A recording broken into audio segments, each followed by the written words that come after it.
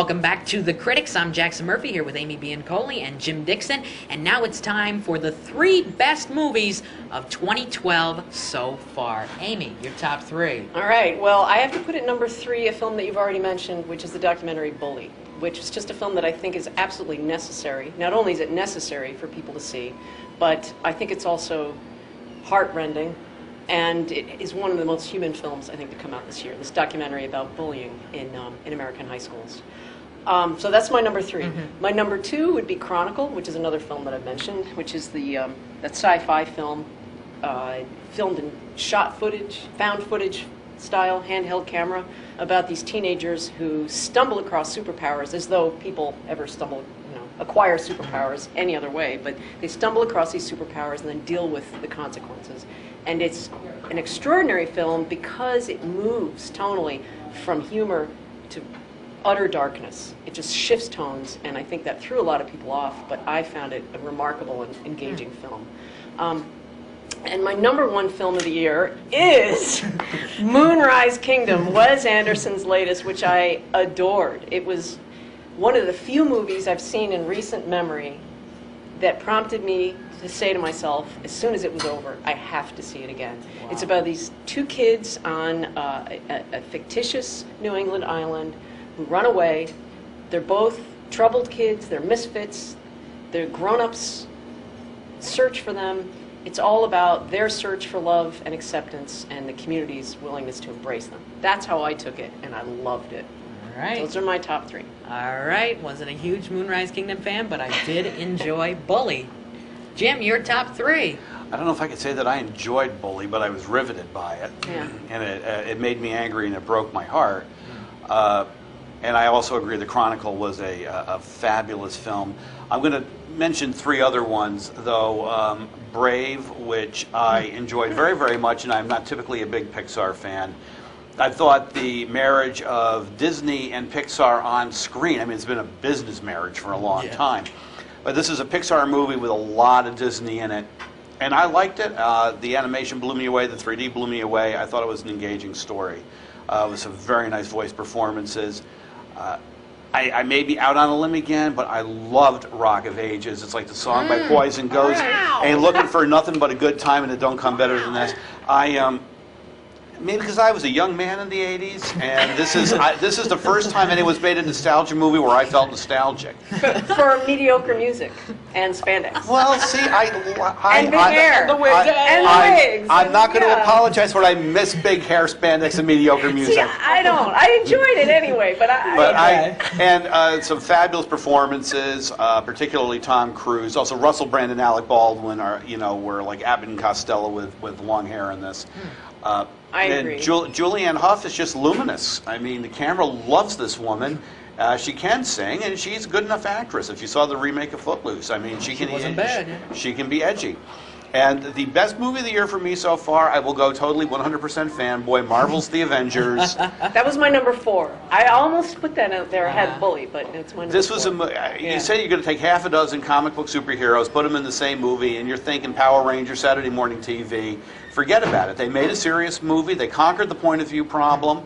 They actually had some emotional depth and character development. They were very much helped by the fact that these are characters we've all been introduced to already. Right.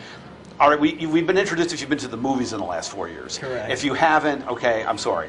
But best crowd-pleasing moment of the year and best Easter egg. Yes, both. Absolutely both. People that Very have not. nice Easter egg. If you didn't stay. Very into the credits. Yes. Very There are Not the 2 one Easter during. eggs. Not the one during. The one at the end. If you do not stay for the entire credit sequence, you will miss a very funny Easter egg, and I have no sympathy for you. Yes. But it's they turned the Hulk into a cuddly crowd pleaser. People love the Hulk. So to me, well, it's Mark great Ruffalo. dialogue. Yeah. It's Mark Ruffalo. That's right. and he's a cuddly teddy bear Ruffalo. grumpy green giant, but he did it really, really well. All right, my top three now. At number 3 is Marvel's The Avengers. I had a lot of fun bringing all these superheroes together. I loved Robert Downey Jr. He's still great as Iron Man. I actually loved Samuel L. Jackson as Nick Fury. I thought he was really good. At number 2 is Madagascar 3, Europe's Most Wanted. It's the best animated film of the year so far. Very clever. It's a lot of fun. Beautiful animation. The smartest and best of the trilogy. And now for number 1, best movie of the year so far is Seeking a Friend for the End of the World. Steve Carell and Keira Knightley star in this drama. It's more of a drama than a comedy. There's hardly any humor, but when there is humor, it's very funny. About the end of the world coming upon us in just 3 weeks and what happens to their lives. It is beautiful. The ending is perfect. The tone is great. The performances are very, very good. Seeking a Friend for the End of the World is my number 1 best film of the year so far. Jim had something to say about that. Yes, Jim. And I have something to say about Madagascar 3. Okay. So. Jim, let's start with you. If that movie had been 5 minutes longer, I would have prayed for the end of the world. Wow. I've gotten to like Steve Carell, and I won't say anything bad about his performance. I won't even say anything bad about Keira Knightley's performance. This just had indie all over it. It's like we're just going to take these 2 people, put them in a car, drive around the countryside, and bring in self-conscious cameo guest stars. But it's just about the journey. It's not even about who else shows up. It's mainly about those 2, and that's what I loved so much about it. I thought it was touching. Focused I on thought it those was 2. touching. It's Yes. very sad, very touching. Yeah, See, but I can see it's how. depressing and ultimately. It's about the end of the world, Yeah, Jim. that's the title of the movie. Well, then we get into, like, if you're going to do science fiction, let's have just a hair of a bit of science in it. But Nah. no, that's why.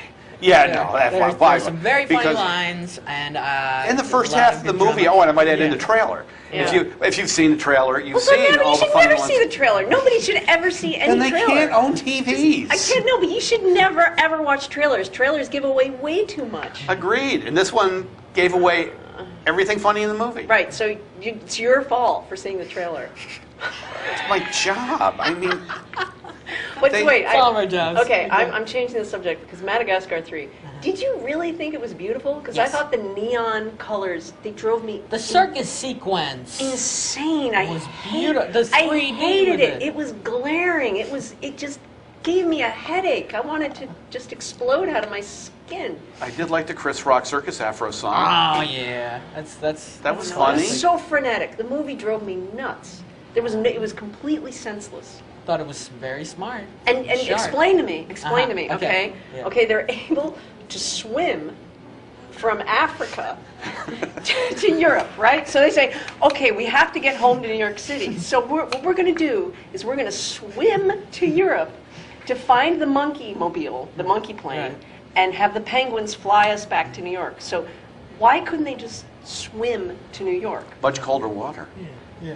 I don't buy It's it. just, North- it's just north- editing. no, It's to The continue Mediterranean series. versus the North Atlantic. It's got to make a difference. To make a third movie. on. All the new characters are great. I think if they can have fireplaces in SpongeBob, they can Yeah. have a minor inconsistency. Yeah, I guess you're right. Yeah. All right. However. Those are our best films of the year so far.